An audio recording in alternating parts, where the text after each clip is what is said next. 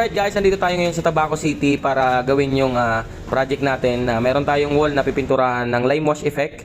So ayan, nakikita nyo na naglalagay na tayo ng first coat para sa ating project na to. So sa mga nagtatanong kung paano ba yung proseso ng ganitong pag-apply ng lime wash, tuturo ko sa inyo yung step by step doon sa susunod na video. Bali dito lang pala ipapakita ko lang sa inyo yung ating ginagawang lime wash sa wall.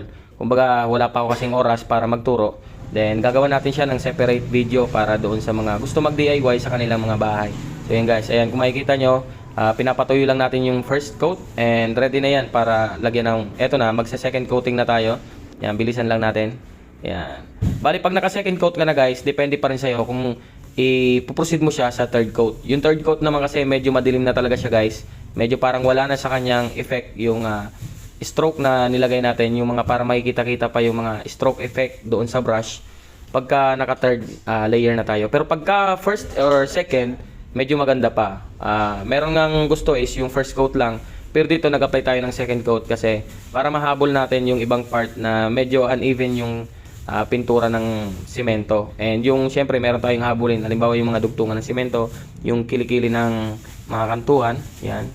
So kailangan natin yan mapantay-pantay para at least pag tinamaan ng ano. Pero hindi na natin maiwasan guys, lalo na pagka yung wall ay meron or separate na color, medyo glossy or medyo flat, doon magkakatalo tayo guys. Kaya kailangan isander pa rin natin.